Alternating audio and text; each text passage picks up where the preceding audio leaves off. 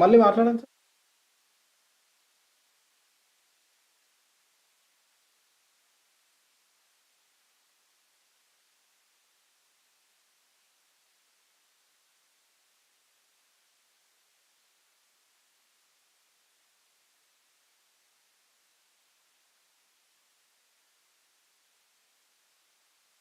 Audio, video, everything is fine.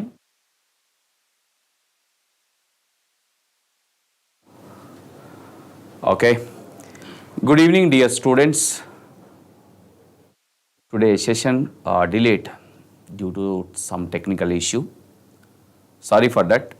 Anyway, we'll start now. Subject RCC and PSC, I think you know very well. This is Somasekhar, faculty in AC Engineering Academy, teaching RCC and PSC. Today, I'd like to tell you the preparation strategy for a Polytechnic Lecturers exam as well as the model expected questions. Okay? Right. I think, is it audible to everyone? Venkatesh, Yogita, Sri, Deepika, I hope it is clear for you, right? Everything is fine, okay? Yes. Once again, very good evening to all. Better to start now, okay? Fine.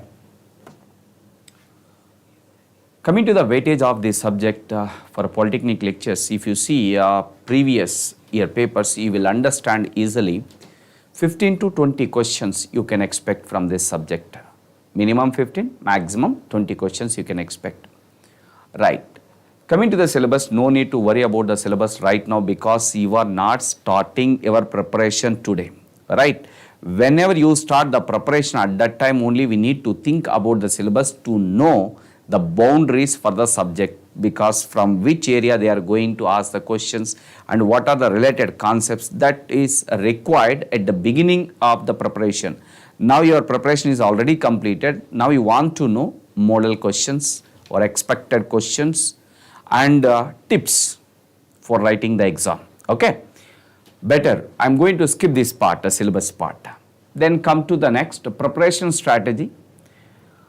If you take, my dear, any competitive exam, you will find three level questions, three level questions: easy, moderate and difficult. See here. Yeah. You will find easy questions, moderate questions, then difficulty questions. Here easy questions means straightforward questions, right? Moderate questions means simple concepts they are going to test, maybe numerical type questions you will expect. Then difficulty questions, maybe it is a difficulty level question if you see AEE standard, but if you see the same difficulty questions you will find in GATE as well as in ESC easy questions. That means if you try the easy questions from GATE and ESC, that will be the difficulty question in AEE exam. Okay? Do you catch my point? Right. Okay, my dear. Let us come to the subject design of concrete structures. Under that RCC and PSC I am going to cover. First priority you can give it for IS codal specifications. Mostly they will frame a question from codal specification like minimum area of steel, maximum area of steel, minimum number of bars, maximum spacing, minimum diameter, this type.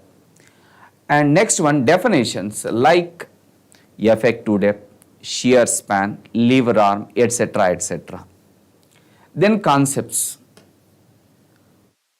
In so and so section, which material is going to fail first?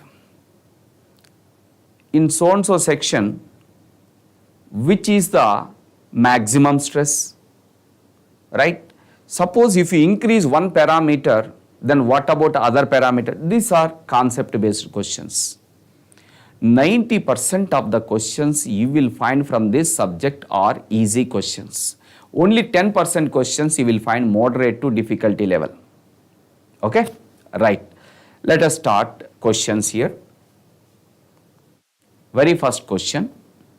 I hope you will answer along with me. In a concrete structure, the ratio of permissible stress in bending compression and direct compression is. It is a classroom practice question only. Right? Okay. What will be the answer? Options I have given here A, B, C, D. Just guess the correct answer. Yes. The question is a ratio of permissible bending compressive stress to permissible direct compressive stress. Here not given any grade of concrete. If grade of concrete given, we will take the value from the tables.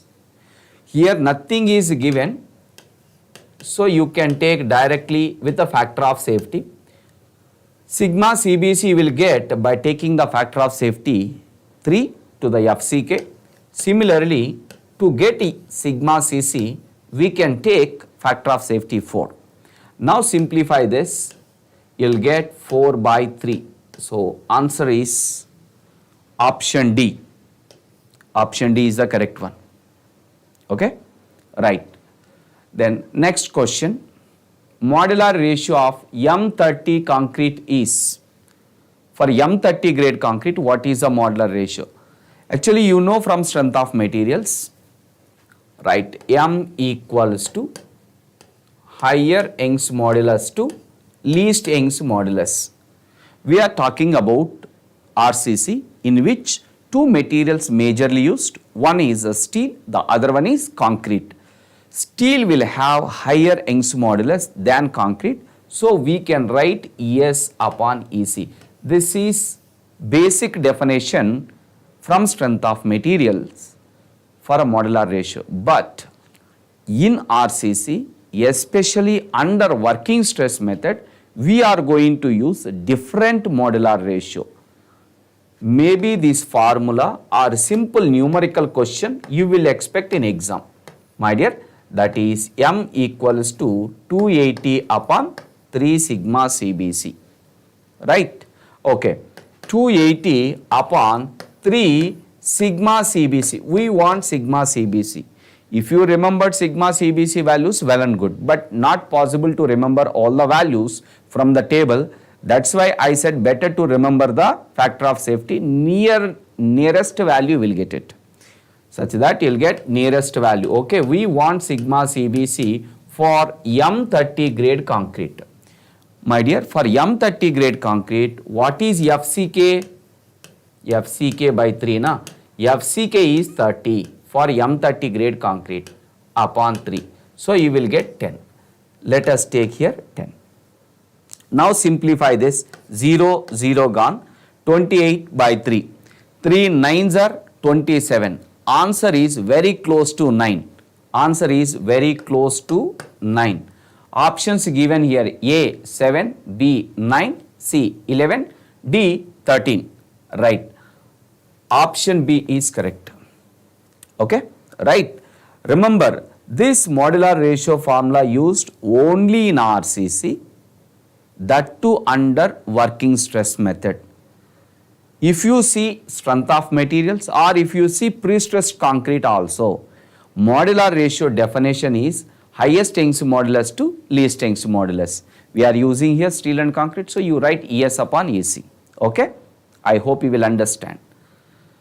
Okay, option B is correct for the given question. Then move to next question. When earthquake or wind load is taken into account, the permissible stresses in working stress method are increased by. My dear, commonly asked question in state exams. Whenever you consider wind load effect or earthquake load effect along with the dead load and live load, then permissible stresses are increased by dash percentage. My dear, permissible stresses are increased by 33 into 1 by 3 percentage. It is a direct point from IS 456-2000. Reason behind this to increase the permissible stress is, my dear, it is a rare combination of loading. dead load, live load, plus wind load or earthquake load. Any one load we have to consider. Okay. This is the rare combination of loading. So, we are going to consider higher permissible stress. Just increase the permissible stress 33.33% for the given permissible stress in the table. మనకు టేబుల్లో ఏవైతే permissible stresses ఇవ్వడం జరిగిందో ఆ permissible స్ట్రెసెస్ని 33.33% increase చేసినట్లయితే వచ్చేటటువంటి permissible stress మనం earthquake load కానీ విండ్ లోడ్ కానీ కన్సిడర్ చేసినప్పుడు తీసుకోవాల్సి ఉంటుంది. ఓకేనా? Is it clear? Why? For economical design. ఇది రేర్ కాంబినేషన్ ఆఫ్ లోడింగ్ కాబట్టి ఎకనామికల్ డిజైన్కి సంబంధించి మనం పర్మిసిబుల్ స్ట్రెసెస్ని ఇంక్రీజ్ చేయవలసి ఉంటుంది. ఓకేనా? This is only under working stress method. Got my point? So option A is correct. It is commonly asked question in state exams. Remember. Next, the effective depth of a singly over reinforced section is 300 mm with a neutral axis. With neutral axis at 120 mm below the top.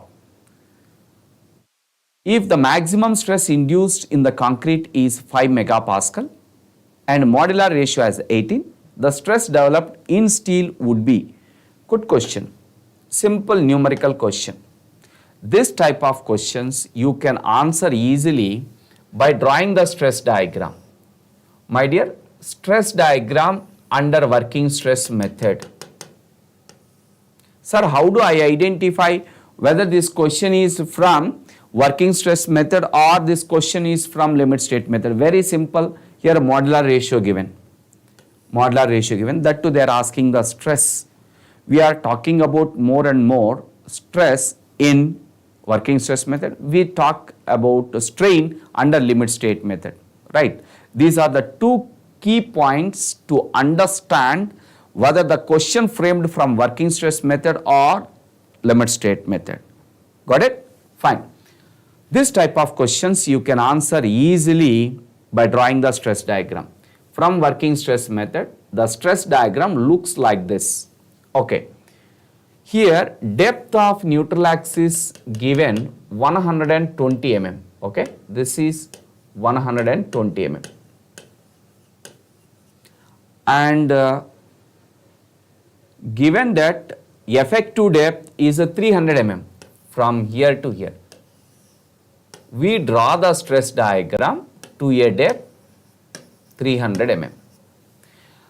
మనకు section అన్నది up to centroid of tension steel వరకు మాత్రమే effective కాబట్టి మనం stress diagram కావచ్చు లేదా strain diagram కావచ్చు up to effective depth వరకు మాత్రమే డ్రా చేయడం జరుగుతుంది. Okay, right.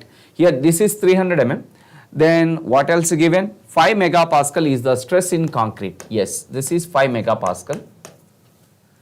And they are asking what is the stress in steel? Stress in steel we don't know. We have to calculate upon M.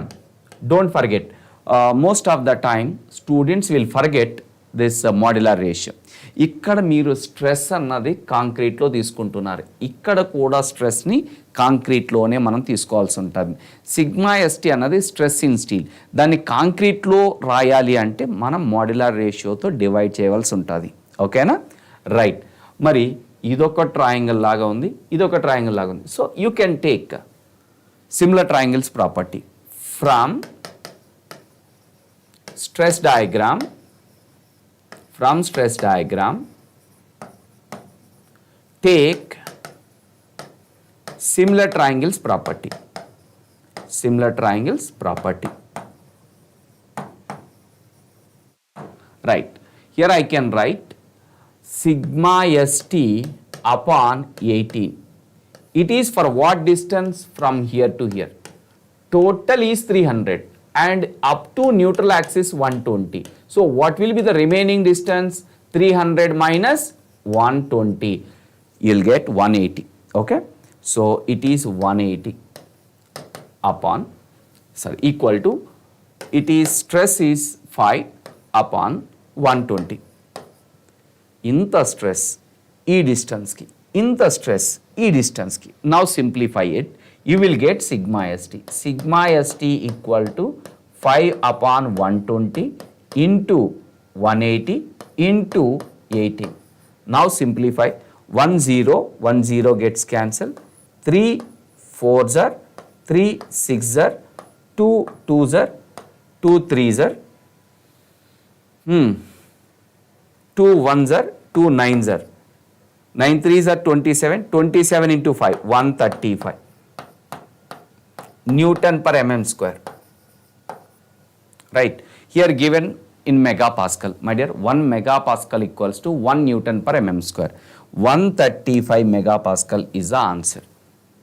Maybe ఇటువంటి numerical క్వశ్చన్స్కి మాత్రమే మీకు కొద్ది time తీసుకుంటారు.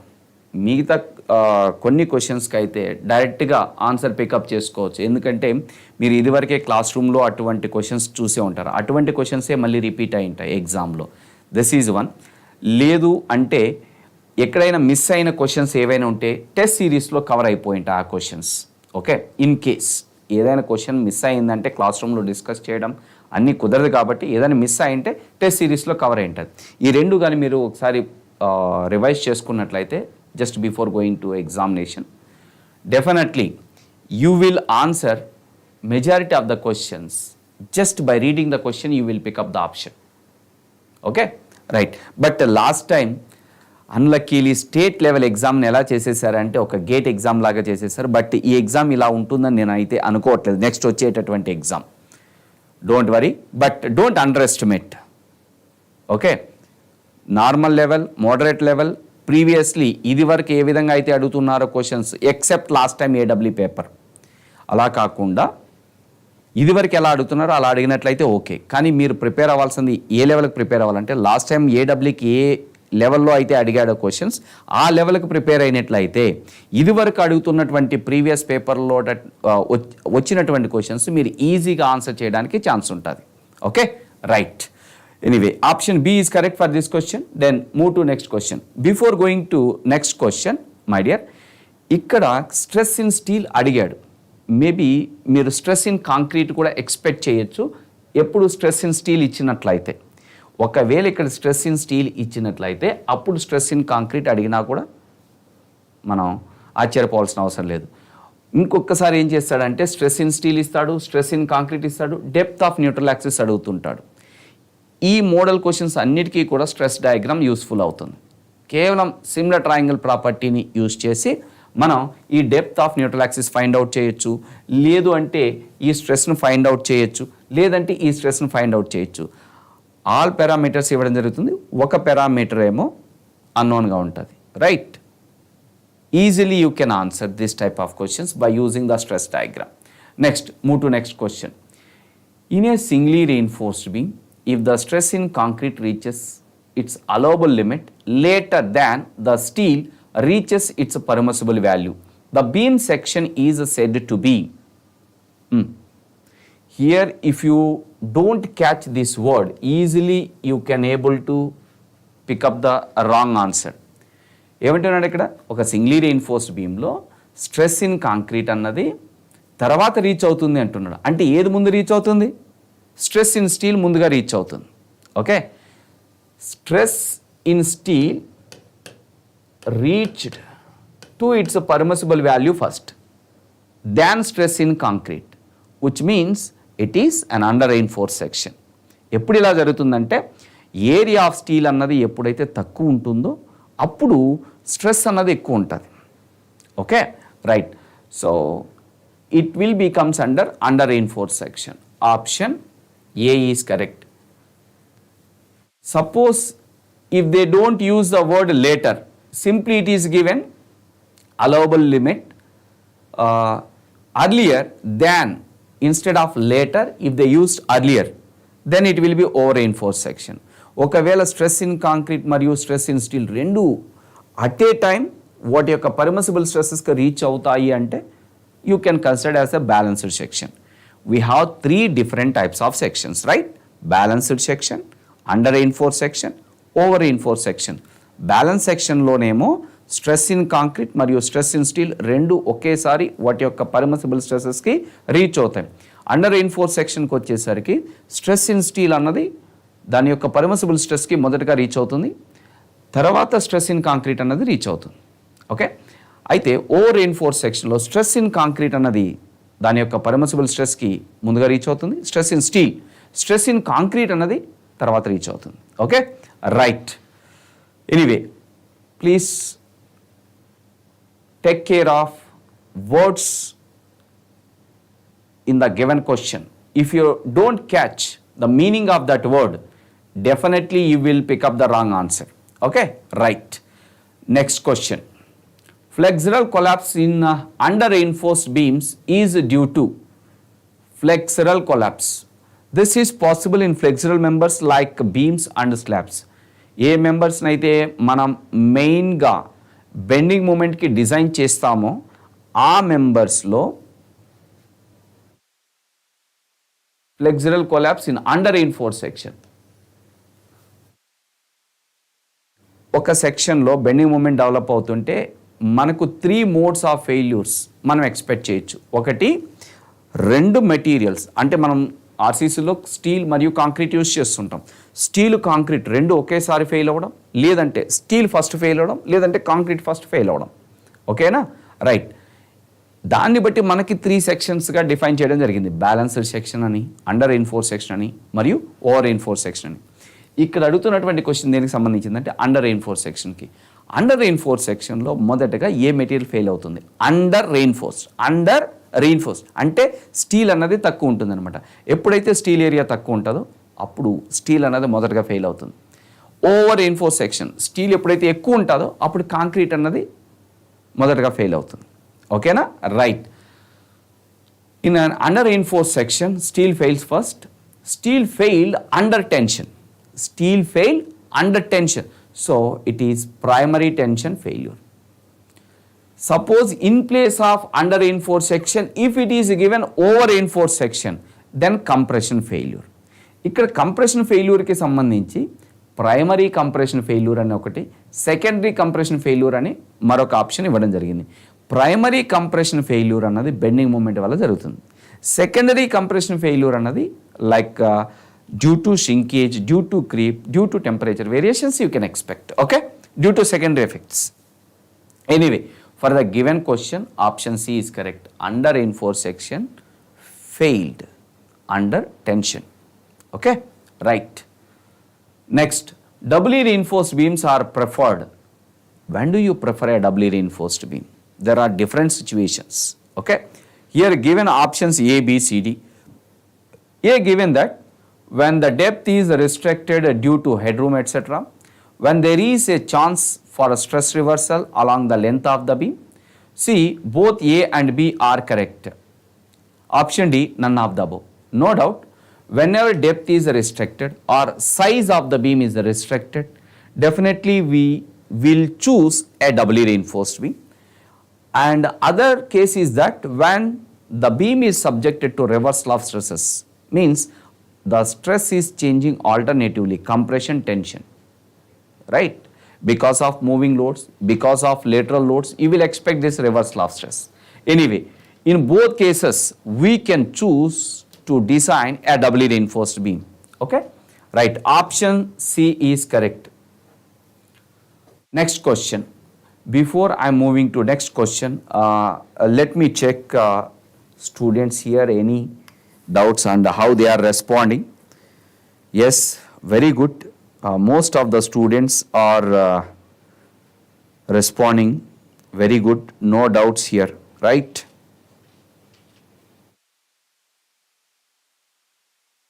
Yes, very good, my dear. Come on, let us see. Okay, come back. Here given depth of neutral axis for a doubly reinforced section is 20 centimeters. The compression steel is being placed at 40 mm below the compression edge. If the maximum compressive stress in concrete is 5 Newton per mm square and modular ratio given 15, the stress in the concrete at the level of compression steel is given by. Here you see, what is the question? what is the stress in concrete at the level of compression steel? My dear, this is a stress diagram above neutral axis, that is in compression zone. Simple, this stress diagram is sufficient to answer this question. They are asking what is the C dash. Here given depth of neutral axis is 20 centimeter. Let us write in mm, 200 mm. The compression steel is being placed at 40 mm below the compression edge. This is, I can say, 40 mm, right? And if the maximum compressive stress in concrete is 5 Newton per mm square, it is given that 5 Newton per mm square.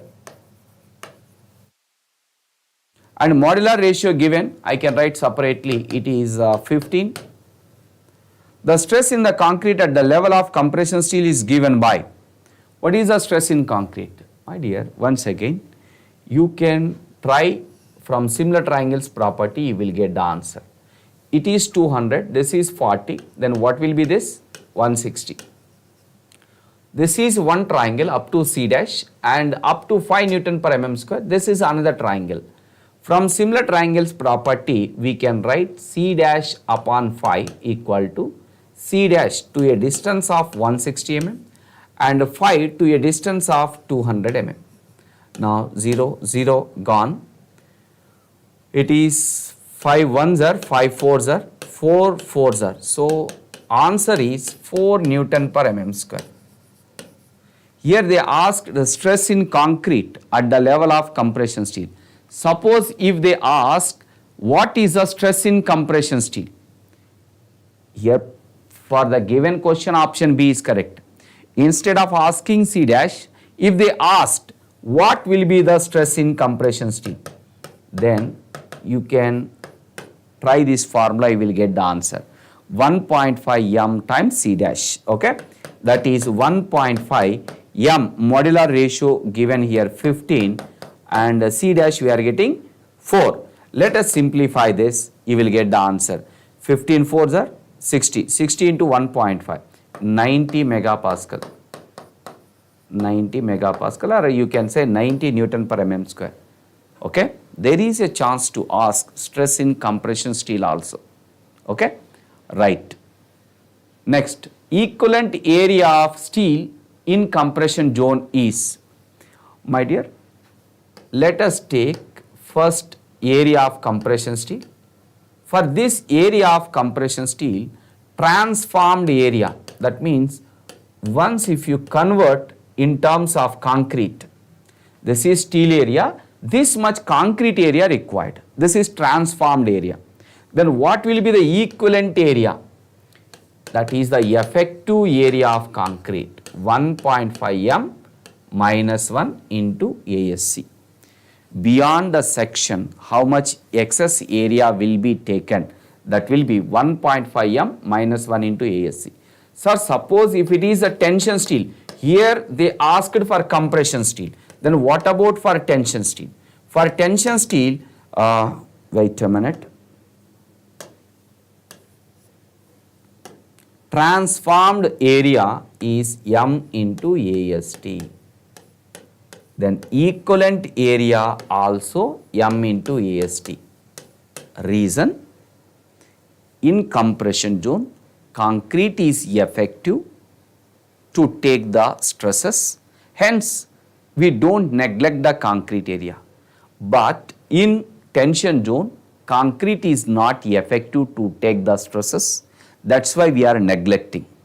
Okay, that's why you are going to get simply m into AST. Then here why 1.5? Why not m into ASC?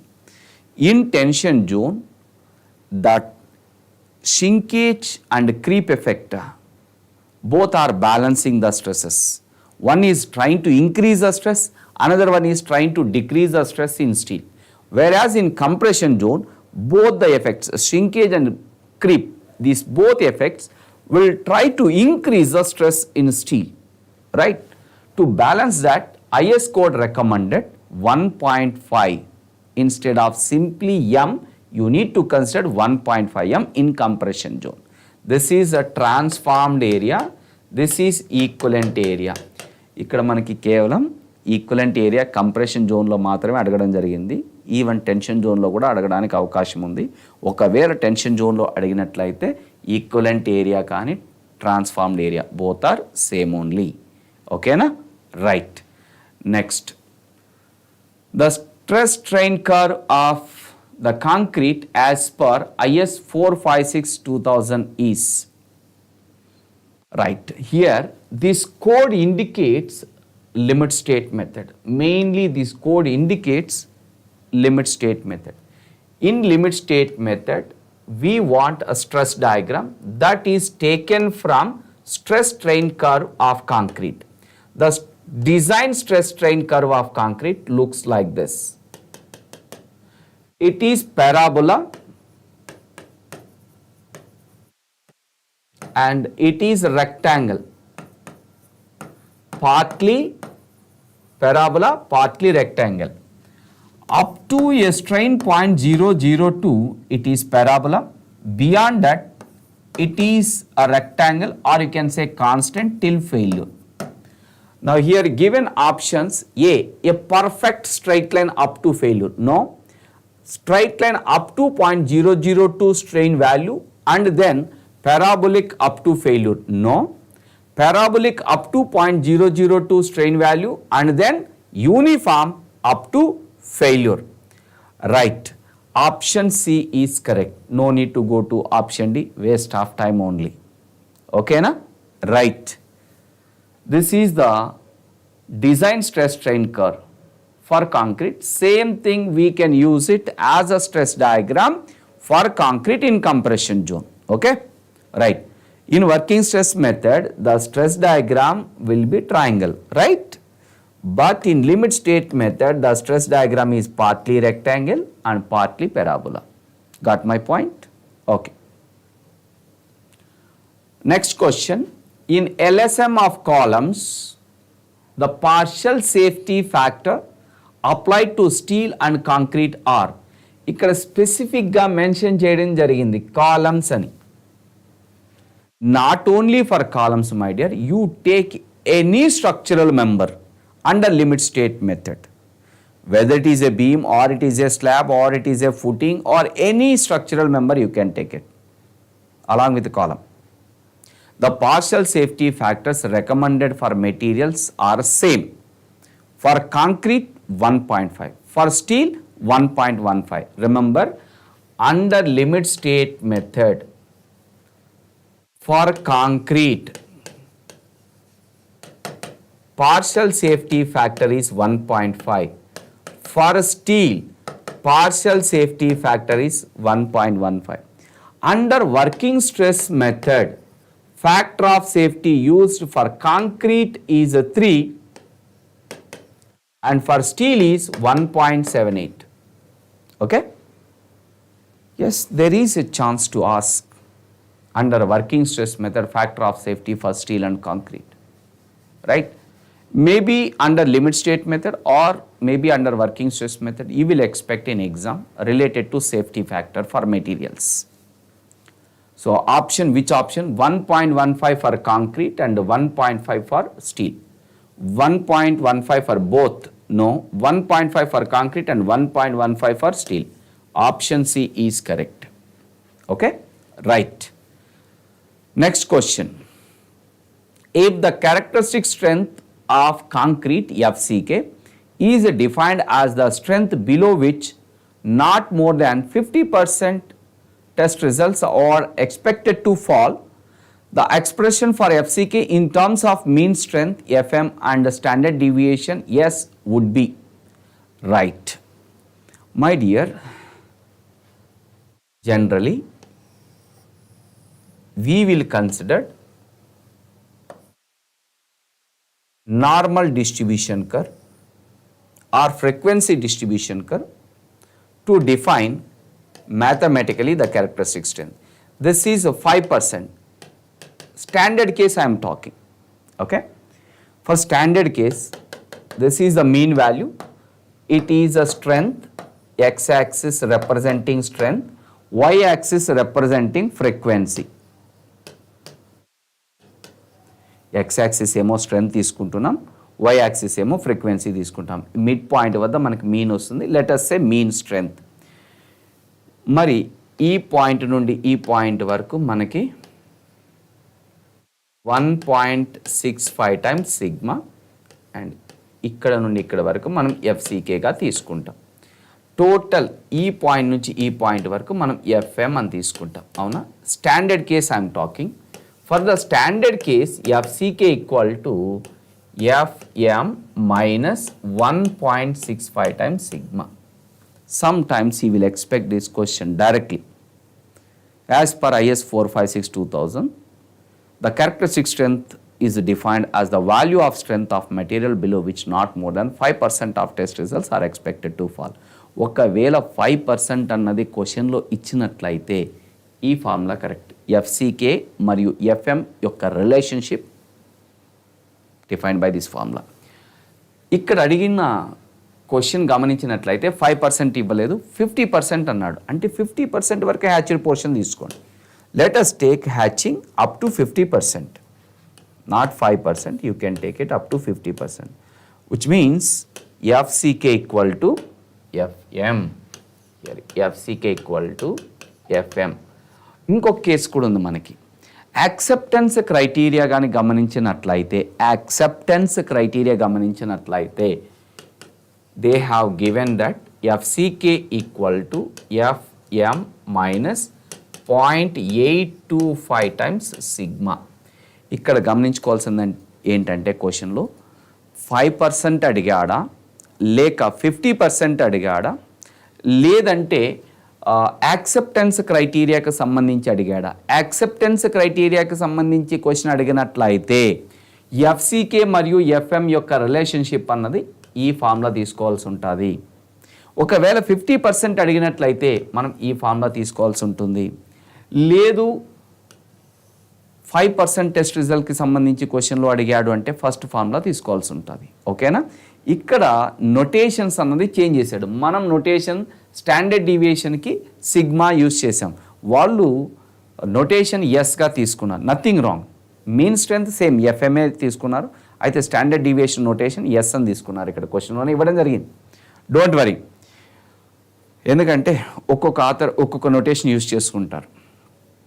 Same నొటేషనే ఉండవు.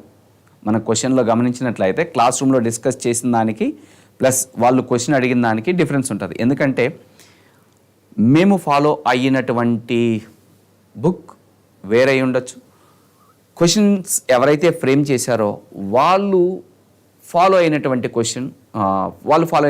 Book వేరే అయి ఉండొచ్చు. That's why notations change అయి ఉండొచ్చు, but meaning will be remain same.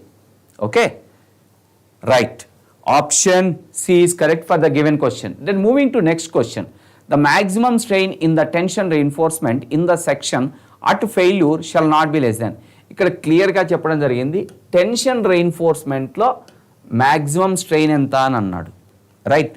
Maximum strain in the tension reinforcement is 0.002 plus 0.87 FI upon ES. ఇక్కడ మీరు 0.0035 అన్నాడు. ఈ రెండింటిని ఈజీగా మనం ఎలిమినేట్ చేయొచ్చు. ఇక్కడ చూడండి 0.87, 0.85 చాలా క్లోజ్గా ఉన్నాయి. Right. Be careful. 0.87 FI upon ES. ఇక్కడ స్ట్రెయిన్స్ అన్నవి చాలా ఇంపార్టెంట్. డెఫినెట్లీ ఒక స్ట్రెయిన్ రిలేటెడ్ క్వశ్చన్ ప్రతిసారి ఎగ్జామ్లో అడుగుతున్నాడు. డిఫరెంట్ స్ట్రెయిన్స్ గురించి చెప్తాను. 0.002 strain. This is a strain in concrete under axial compression. Strain in concrete under axial compression. Right. Then 0.0035. This is also strain in concrete under flexural compression, or you can say bending compression. This is a strain in concrete under bending compression. Okay. Then 0.0035 minus 0.75 times epsilon m. This is the strain in concrete, my dear, under axial compression as well as under bending compression. ఓకేనా? These 4 strains, please remember, 0.002 strain under axial compression in concrete. ఇక్కడ అడిగినదేమో strain in tension reinforcement, but ఇక్కడ ఇచ్చినవన్నీ కూడా strain in concrete. ఒకవేళ కాంక్రీట్కి axial compression వస్తున్నట్లయితే 0.002. Axial compression ఎక్కడ వస్తుంది? కాలమ్స్లో. Then flexural compression or bending compression, you will find bending compression in beams as well as in slabs, right? Then even axial compression, bending compression రెండు రావడానికి chance ఉంది. అప్పుడు స్ట్రెయిన్ ఇన్ కాంక్రీట్ ఎంత? maximum strain in concrete will be 0.0035 minus 0.75 times epsilon m. In this 4, one strain definitely will expect in exam. Okay, right. Next question. For steel of grade Fi equals to 415 Newton per mm square, the value of XU max upon D. What is the formula for XU max upon D? XU max equal to 0.0035 upon 0.0055 plus 0.87 Fy upon ES into D, or you can write XU max upon D. Nothing wrong. Okay. అయితే ఇక్కడ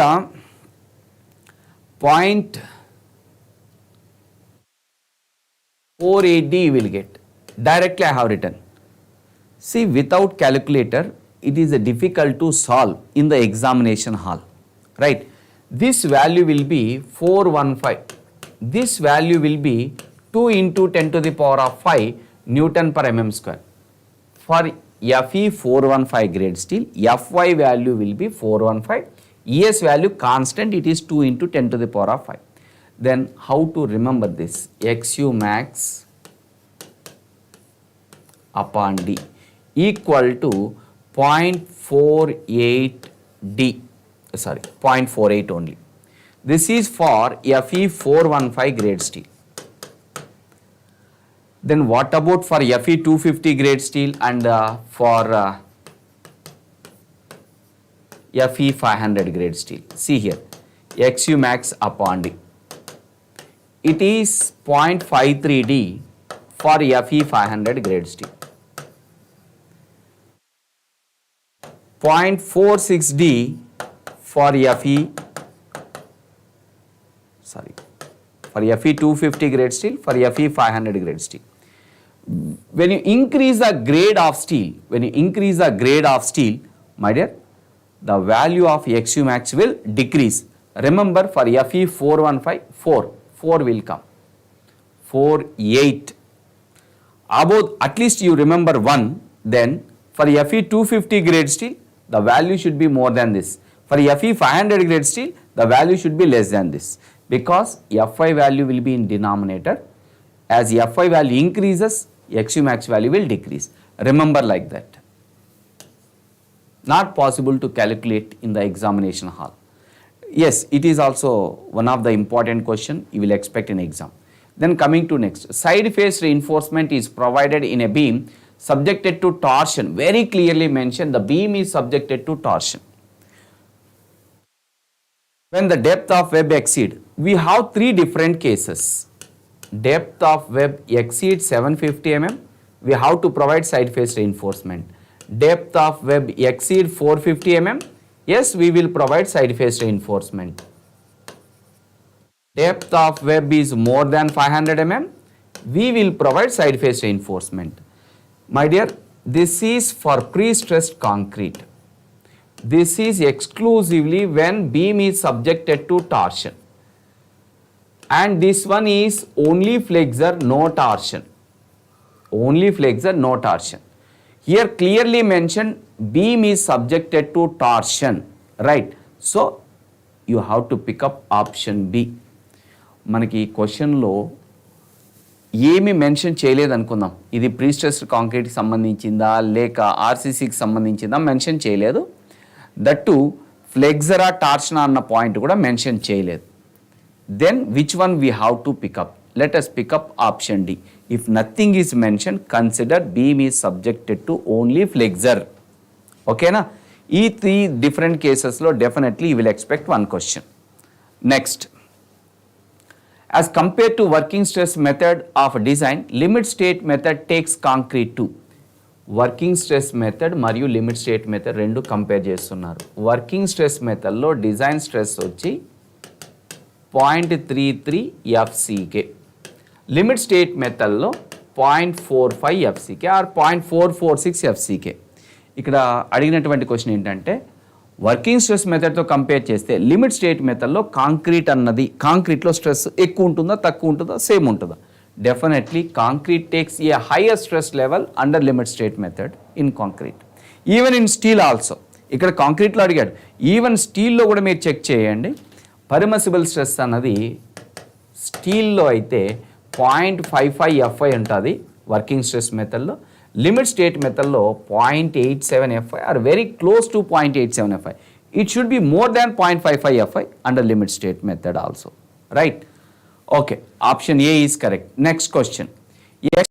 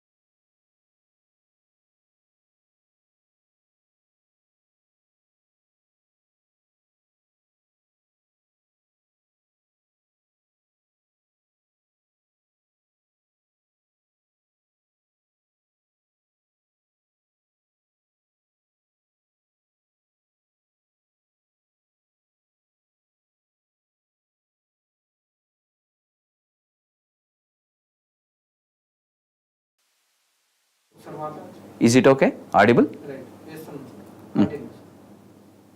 Right. Okay, my dear, please check it. Once again, I repeat because here some students raised the complaint that there is no audio. There is no audio. Once again, I am telling one question compulsory, either from minimum steel or from maximum area of steel. Minimum steel not only look into beams, you can check out in slabs, you can check out in columns, even in footings, right? Similarly, maximum area of steel in beams, in tension zone, in compression zone, maximum area of steel in slabs, maximum area of steel in columns. Please go through once. One question compulsory related to area of steel. Okay.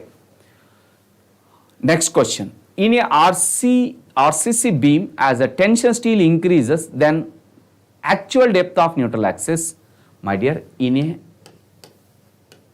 limit state method, actual depth of neutral axis formula will be like this.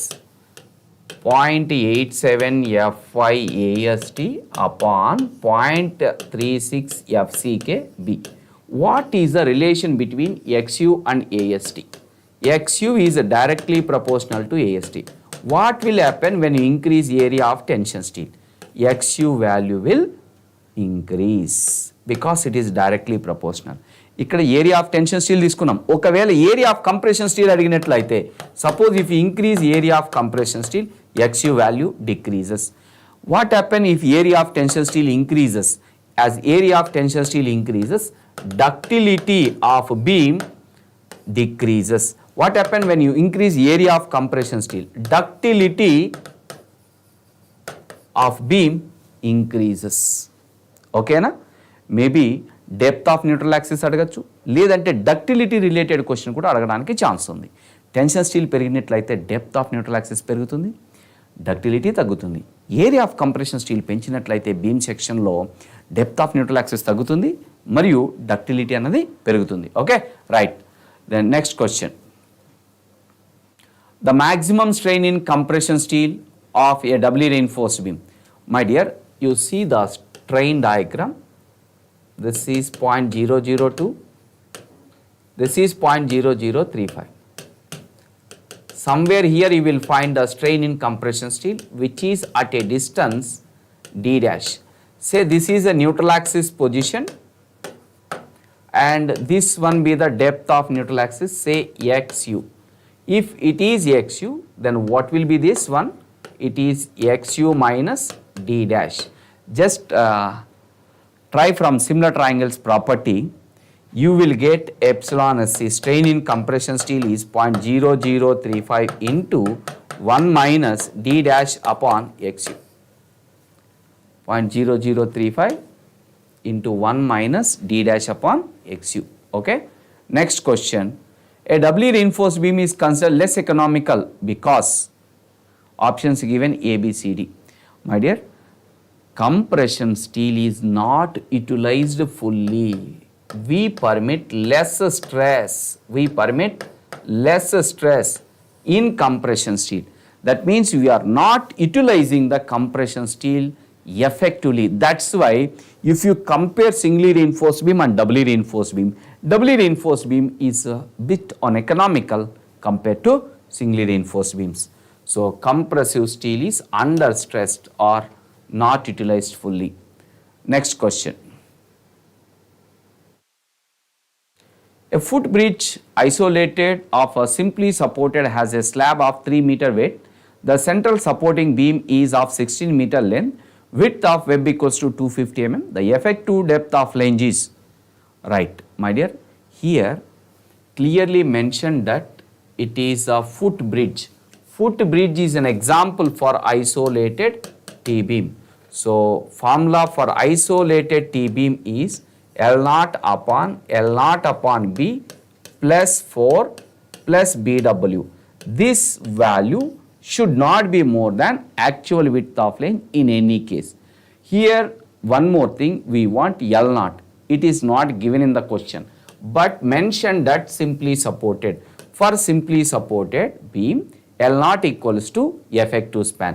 So 6 meter upon 6 meter, B given here 3 meters, 3 plus 4 plus BW given, my dear, width of web 250 mm. I can write it is 250 now, 0.25 meter, 3 ones are 3 twos are, 2 plus 4 6 gets cancelled, 1.25 meter. You check it with B. No doubt it is less than B, therefore okay. Important 4 formulas. You can expect one question related to effective width of flange this time. One is L0 upon 6 plus BW plus 6 DF, which is not more than actual width of flange. This is for T-beam, for T-beams. And effective width of flange is L0 upon 12 plus BW plus 3DF, which is not more than actual width of flange for L beam.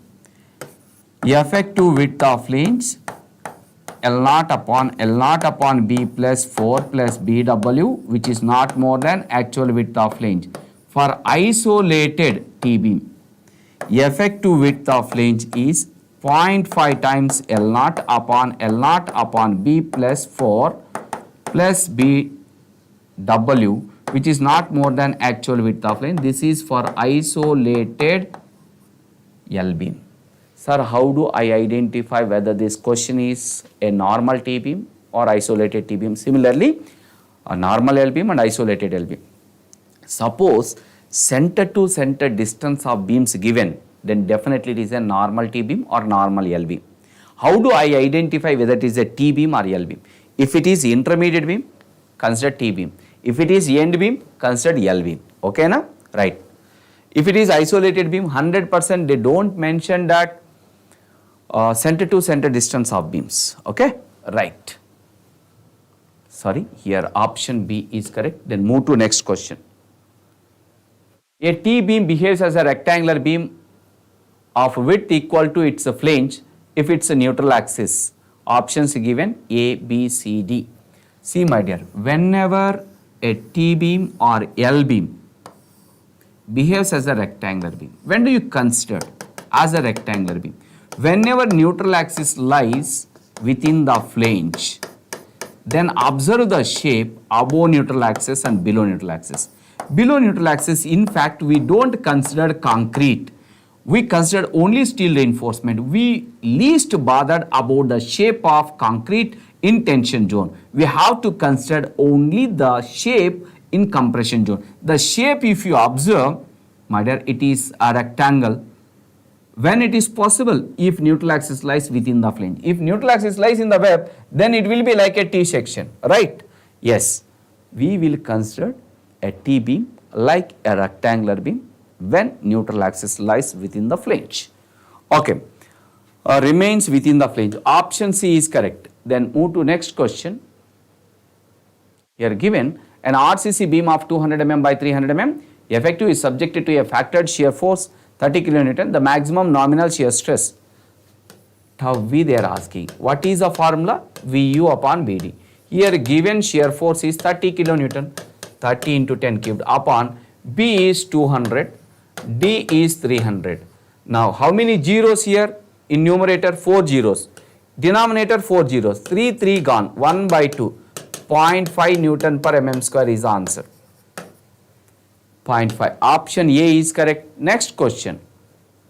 If the nominal shear stress tau V at a section does not exceed the permissible shear stress tau C, if tau V should not be greater than tau C, then section is safe from shear point of view. However, we have to maintain minimum shear reinforcement to hold the main steel, to take care of secondary effects, to increase the ductility of the beam, right? Definitely required minimum shear reinforcement. However, maintain minimum shear reinforcement at least. Here one more thing you have to remember, tau C depends on what? One question. Then tau C max depends on what? Definitely from these three, one question you will expect. ఒకటేమో ఇక్కడ ఇచ్చినటువంటి question, మరొకటేమో tau C depends on what? Tau C depends on concrete grade and percentage of longitudinal tension steel. Tau C max depends on what? Only concrete grade. From these three, one question compulsory. Then move to next question. Yeah, here given the permissible shear stress in concrete for beams without shear reinforcement. Without shear reinforcement, tau C. With shear reinforcement, tau C max. Don't confuse. Without shear reinforcement, that is tau C. Tau C depends upon what? Both percentage of tension reinforcement as well as grade of concrete. The lap length in compression, very clearly mentioned, in compression is not less than LD or 35, 2 times LD or 35, LD or 24.5, 2 times LD or 24.5. My dear, LD or 35, if it is a flexural tension zone, you are going for lapping the bars, then lap length should be LD or 35, whichever is maximum. 2 times LD or 35 in direct tension zone, if you are going for lapping the bars, 2 times LD or 30 times bar diameter, whichever is maximum. That will be the lap length. In compression zone, sir, which compression? Any compression. You take flexural compression or direct compression, the lap length should be LD or 24 times bar diameter, whichever is maximum. Yes, you will expect any one out of these three. Anyway, for this question, option C is correct. Next question, for full anchorage, the stirrups should extend by a length of dash times the diameter of the bar when bent at 135 degrees. Yeah, my dear, 135 degrees, remember. And stirrups, remember, it is 6 times bar diameter, because here 45 degrees bend, 90 degrees bend, 135 degrees bend, 180 degrees bend. Maximum we will consider 180 degrees bend. Okay. For tension steel, what is that? You can say tension steel. 4 times bar diameter. For 90 degrees bend, 8 times bar diameter. For 135 degrees bend, 12 times bar diameter. For 180 degrees bend, 16 times bar diameter. This 180 degrees bend, we call it as the standard U-type hook. Standard U-type hook. Okay? Right. This is for tension steel. If it is stirrup, there is no 45 degrees bend from the recommendation of IS code, and 90 degrees bend 8.5, 135 degrees bend 6.5, and 180 degrees bend 4.5. Right? Please don't confuse. If it is asked 90 degrees bend, whether it is a tension steel or stirrup, same. Anchorage value will be 8 times bar diameter. If it is 135 degrees bend, for tension steel 12 times bar diameter, for stirrup 6 times bar diameter. Mostly if they ask stirrup, they will ask 135 degrees bend. If they ask tension steel, they may ask either 90 degrees bend or standard U-type hook. Okay? You can expect the question. Next question. Which one of the following statement is correct? In a reinforced concrete member, the best way to ensure adequate bond is, ఒకవేళ మనం design చేసినటువంటి section check చేసినప్పుడు బాండ్లో fail అవుతుంది అని తెలిసినట్లయితే మన దగ్గర ఉన్నటువంటి బెస్ట్ ఆప్షన్, ఎకనామికల్ ఆప్షన్ ఏంటి అంటే, మనం ఏదైతే డయామీటర్ సెలెక్ట్ చేసుకున్నామో డిజైన్లో ఆ డయామీటర్ కంటే స్మాలెస్ట్ డయామీటర్ తీసుకోవాల్సి ఉంటుంది. స్మాలెస్ట్ డయామీటర్ సెలెక్ట్ చేసుకున్నట్లయితే, ఫర్ ఎగ్జాంపుల్ మనం డిజైన్ చేసినప్పుడు 20 mm సెలెక్ట్ చేసుకున్నాం. అప్పుడు బాండ్లో చెక్ చేసినట్లయితే మనకు సెక్షన్ అన్నది నాట్ సేఫ్ ఆర్ అన్సేఫ్ అని వస్తూ ఉంది. అప్పుడు 20 mmకి బదులుగా 16 mm సెలెక్ట్ చేసుకున్నట్లయితే నంబర్ ఆఫ్ బార్డ్స్ పెరుగుతాయి. నంబర్ ఆఫ్ బార్డ్స్ పెరగడం వల్ల వాటి యొక్క టోటల్ సర్ఫేస్ ఏరియా పెరుగుతుంది. కాంక్రీట్తో ఉన్నటువంటి టోటల్ సర్ఫేస్ ఏరియా పెరుగుతుంది. అప్పుడు సెక్షన్ అన్నది బాండ్ పాయింట్ ఆఫ్ వ్యూలో కూడా సేఫ్ అవుతుంది. There is no guarantee that the section is safe under flexure, then torsion and shear will be safe in bond. Not necessary. Okay, so ఒకవేళ బాండ్లో fail అయినట్లయితే best option ఏంటంటే small diameter select చేసుకోండి. Number of bars ఎక్కువ వస్తాయి, surface area పెరుగుతుంది, ఆటోమేటిక్గా bond criteria అన్నది సాటిస్ఫై అయిపోతుంది. To provide minimum number of large diameter, no, to provide large number of smaller diameter, yes. Okay, best option is this. Next one, equivalent bending moment ME is given by formula, direct formula. RCC నుండి కూడా మీరు direct formulas expect చేయొచ్చు. కొన్ని questions simple numericals, అంటే ఆ ఫార్ములాలో value substitute చేస్తే మీకు answer వచ్చేస్తుంది. మ్యాక్సిమం 1 స్టెప్ అంతే. కొన్నిసార్లు ఫార్ములాసే డైరెక్ట్గా అడిగేస్తుంటాడు. Right, those are easy questions. Okay, ఇక్కడ equivalent bending moment formula ME equals to MU plus TU into 1 plus capital D by B upon 1.7. Next question, match list 1 with list 2. ఇక్కడ options కూడా ABCD ఇవ్వడం జరిగింది. Torsional analysis, shear stress analysis, limit state, working stress method. Under list 2, truss analogy, skew bending theory, semi probabilistic approach, deterministic. Torsional analysis, my dear, torsional analysis is from skew bending theory, shear stress analysis from truss analogy, limit state method is a semi probabilistic approach, then last one, working stress method is deterministic. Right? Okay, now see the option A2, option B, D wrong, A wrong, then B1 same only, then C3 option B is correct. Next question, the minimum thickness of flat slab required according to IS 456-2000. What will be the minimum thickness of flat slab? Minimum thickness of flat slab is 125 mm. Sir, what about normal slab? It is less than 125 mm. Generally, we are going to provide 4 inches, means 100 mm. For normal slab అయితే 100 mm. Flat స్లాబ్కి minimum thickness వచ్చేసి 125 mm ఉండాలి. ఎందుకంటే beams ఉండవు కదా, కాబట్టి span పెరుగుతుంది. Span పెరిగినప్పుడు ఏమవుతుందంటే బెండింగ్ మూమెంట్ పెరుగుతుంది. బెండింగ్ మూమెంట్ పెరిగినప్పుడు కంపల్సరీ థిక్నెస్ అన్నది ఎక్కువ అవసరం అవుతుంది. అంటే మోర్ కాంక్రీట్ అన్నది మనం ప్రొవైడ్ చేయవలసి ఉంటుంది. Right. Next question, the torsional reinforcement in a 2-way restraint slab required for a corner with the 2 continuous edges. Options given ABCD క్లియర్గా మెన్షన్ చేయడం జరిగింది. 2 కంటిన్యూస్ ఎడ్జెస్, ఒక కార్నర్ వద్ద 2 edges. ఒకవేళ మీరు ఈ ప్యానల్నే తీసుకున్నట్లయితే కార్నర్ D వద్ద చూడండి, ఈ ఎడ్జ్ తర్వాత కూడా స్లాబ్ ఉంది, ఈ ఎడ్జ్ తర్వాత కూడా స్లాబ్ ఉంది. సే B, say C, say A. Corner D మనకు కావాల్సింది. అడిగినటువంటి క్వశ్చన్ ప్రకారం ఇక్కడ టార్షనల్ మూమెంట్ డెవలప్ అవుతుంది, ఇటువైపు నుంచి బ్యాలెన్స్ అవుతుంది. ఇక్కడ టార్షనల్ మూమెంట్ డెవలప్ అవుతుంది, ఇటువైపు నుంచి బ్యాలెన్స్ అవుతుంది. ఫైనల్గా net torsional moment is 0, so no need to provide. Sir, ఒకవేళ క్వశ్చన్ ఇలా అడిగినట్లయితే విత్ 2 డిస్కంటిన్యూస్ ఎడ్జెస్ అడిగినట్లయితే దెన్ 3/4 టైమ్స్ ASTXX. 3/4 అంటే 0.75. ఒకవేళ B కానీ C కానీ దాన్ని ఎలా అడగడానికి ఛాన్స్ ఉంది? 1 edge discontinuous, another edge continuous. For that is 3/8 times ASTXX. Okay, at corner A, at corner B and at corner C. At corner D no need to provide.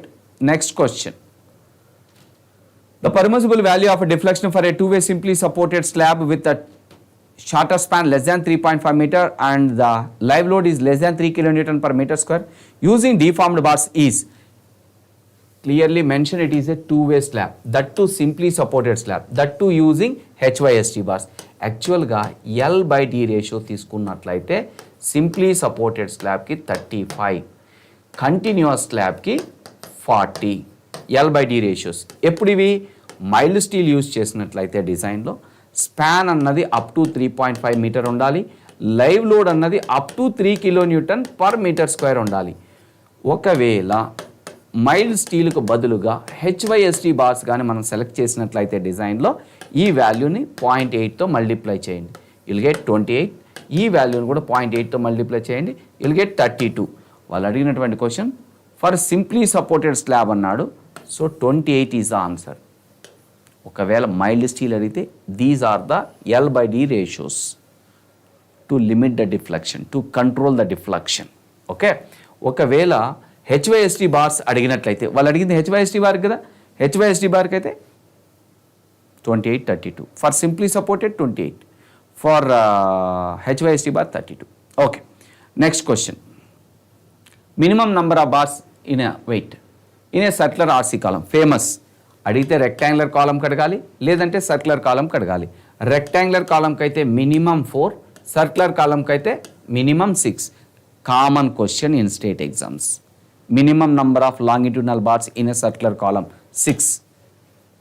Option B. Next question, the reduction coefficient of reinforced concrete column with an effective length of 4.8 meter and size 250 mm by 300 mm.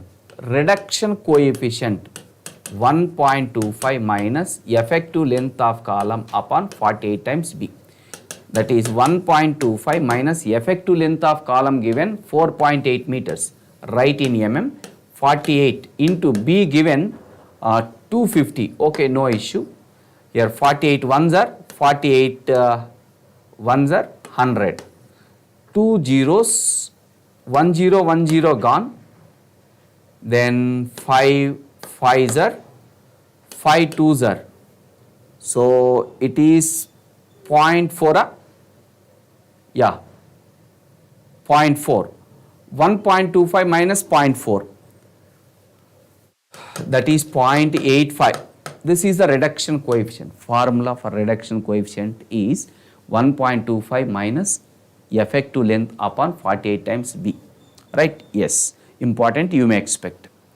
Next, an axially loaded column is of 300 mm and a square in section effectively held in position at both ends but restrained against rotation at one end, but not restrained against rotation at one end. Okay. The effective length of column is 3.2 meter. What is the minimum eccentricity of the axial loaded column? Good question. Minimum eccentricity. It is also famous question in state exams. Minimum eccentricity will be unsupported length of column upon 500 plus lateral dimension upon 30 or 20 mm, whichever is maximum. Whichever is maximum. Correct na? Unsupported length of column is not given. They have given effective length given. This is a column, support conditions given, both ends are held in position, but one end is not restrained against rotation. That means at one end there is a hinged support. This is a unsupported length, whereas effective length will be 0.8 times unsupported length of column. We have discussed already this table. Remember, either effective length they may ask or they may ask a minimum eccentricity. Okay, right. Then we want unsupported length of column, that is effective length by 0.8. What is the effective length here? 3.2 meters. 3.2 divided by 0.8, that is 32 divided by 8, that is 8 ones are 8 fours are 4 meters. Let us write in mm 4000 upon 500 plus B given here 300. 300 upon 30. 30 ones are 30 tens are 2 zeros 2 zeros. 5 ones are 5 eights are 8 plus 10 18. 18 mm compare with the 20 mm, take maximum value 20 mm. Even without solving this question, I can able to pick up option D because minimum eccentricity should be 20 mm. Got it? Next question. Cross-sectional area of metal core in a composite column should not be more than, according to IS 456-2000, the metal core of a composite column should not be more than 20% of the column area. If it is more, then reinforcement become congested, compaction is very difficult. My dear, even cost will also increase. Anyway, code recommendation 20% maximum. The purpose of lateral ties in a short column is, it is also famous question in state exams. My dear, the main purpose of lateral ties is avoiding buckling of longitudinal bars, keeping the longitudinal bars in a position. Right. Option B. Next question. The minimum thickness required at the edge of a footing according to IS 456-2000. In fact, it is not mentioned whether it is resting on soil or resting over the piles. If it is resting over piles, minimum edge thickness should be 300 mm. If it is resting over the soil, minimum edge thickness will be 150 mm. If it is not mentioned, consider least value is 150 mm. Okay? Right. Next question. In a pedestal, the factor of safety, the factor by which the effective length should not exceed the least lateral dimension. When do you say it is a pedestal? L by B should be less than 3. That means lambda value. If L is less than 3 times least lateral dimension, then we can say it is a pedestal. Right? Yes. Option B. Sir, what happens if it is more than 3? If it is more than 3, then it is a column. If it is less than 3, then it is a pedestal. Okay. Next question. In case of isolated square concrete footing, match the following location at which the stress resultant are to be checked. Yes. Okay. Given stress resultant as well as location, bending moment, one way shear, punching shear. 1 at the face of column, 2 at D by 2 from the face of column, 3 at D. Means, where is the critical section? For bending moment, critical section lies at the face of the column. For one way shear, critical section lies at a distance D from the face of the column. Then critical section for punching shear lies at a distance D by 2, not only from one side or around the column, from all the sides. Right, this side, right? Okay, options given. P1, Q3, P1, Q3 are to option C. Next question. The permissible bearing stress for M20 concrete column resting on a rectangular footing in working stress method. Very, very important, my dear, in working stress method. See, FBR equals to 0.25 FCK in working stress method. In working stress method, FBR is the permissible bearing stress, that is 0.45 FCK in limit state method. They are asking very clearly in working stress method, FCK value for M20 grade concrete, FCK is 20, 0.25 into 20. That means 0.25 means 1 by 4. 1 by 4 into 20. 4 ones are 4 5s are 5 is the answer. Option A. Suppose if they give limit state method 0.45 into FCK, you will get nearly it is 9. Match list 1 with list 2. Yeah. Yes. PQRS.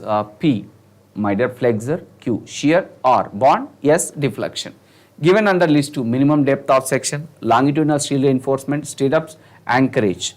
By reading list 1 and list 2, we can understand given stress function under list 1, given the design parameter to resist this under list 2. To resist a flexor, what to do? Design longitudinal steel reinforcement. To resist shear, what to do? Design the shear reinforcement. To take care of the bond, what to do? Provide the anchorage in support. Then deflection. To reduce the deflection or to maintain the deflection within limits, what to do? Maintain minimum depth of the section. Okay. 2, 3, 4, 1. 2, 3, 4, 1. Option D is correct. In a combined footing for two columns carrying unequal loads, the maximum hogging moment occurs at options given A, B, C, D. My dear, it is a line diagram for a combined footing. These are the column loads, unequal loads, say W1, W2, and this is the soil pressure, treat it like UDL. Then draw the shear force diagram and bending moment diagram. Easily you can identify the answer. This is how the shear force diagram, right up negative, then left up positive, then this is how the shear force diagram, then bending moment diagram, sagging, sagging, then hogging. This is positive, negative, positive, negative, positive, negative, positive.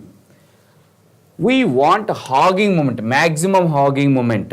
Option A given inside face of the heavier column.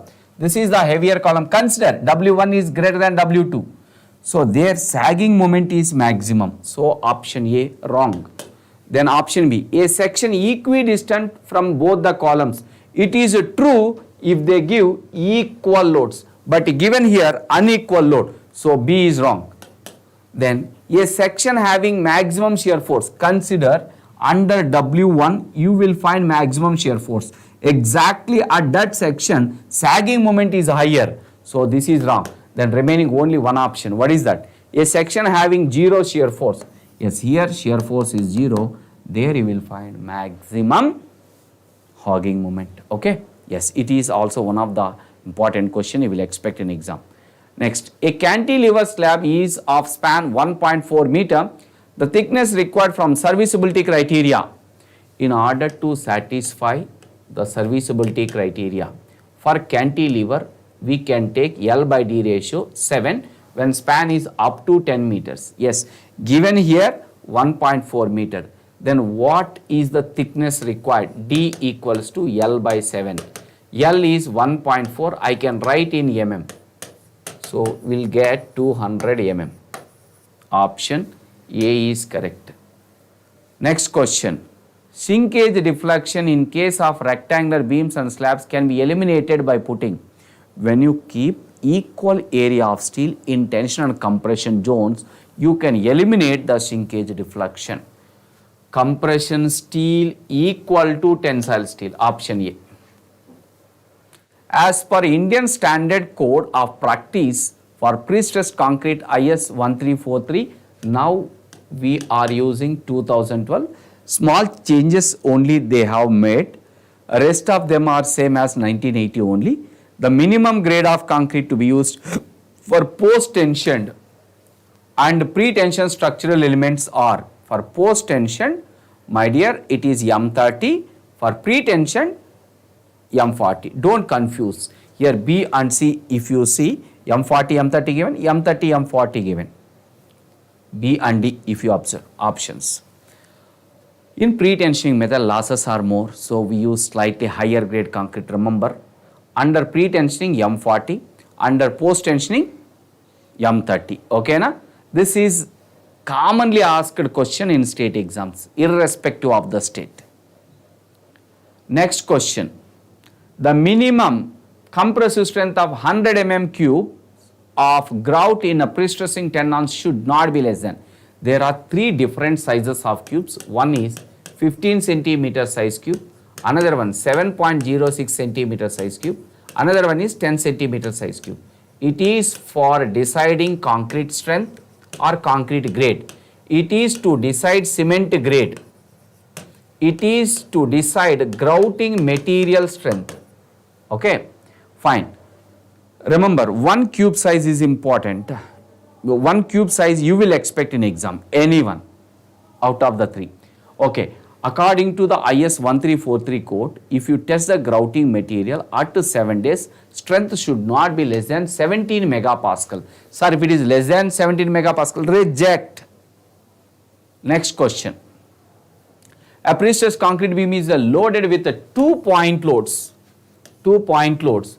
The profile of the cable laid based on the balancing concept or load balancing concept. The shape of profile is, it is similar to the shape of the bending moment diagram. For 2-point loads, shape of bending moment diagram is trapezoidal. So, shape of cable is trapezoidal. Remember, if only single point load is acting, consider the cable is linear or triangular. If the load is UDL, then shape of cable is parabola. Yes, you will expect out of the three, one. Parabola, if load is UDL. If it is triangular, single point load, it is 2-point loads. Okay. Next question. If a simply supported concrete beam pre-stressed with a force of 2500 kilonewton is designed by load balancing concept for an effective span of 10 meter and to carry a total load of 40 kilonewton per meter, the central dip of the cable. What is the concept to find out the dip of the cable? Very simple concept. Equate the moments. Moment due to pre-stressing force, moment due to external load. Moment due to pre-stressing force, always you need to write P into H, and moment due to external load. Where do you want the moment? At center or at mid-span. Central dip. At the mid-span they are asking dip. Okay, which load given? It is UDL. Okay, then consider the moment will be WL square upon 8. Let us substitute the values. Here P given something 2500 into H equals to W given something, W is 40, into L given here, where is this? 40 simply supported with 2004 load balance. Yeah, 10 meters, I am sorry. 10 square upon 8. 8 ones are 8 5s are 5 into 100. So this 100 gone. 5 ones are 5 5s are. Now H is equals to 1 by 5 means 0.2 meter. But options given in mm, let us write in mm, it is 200 mm. Option B is correct.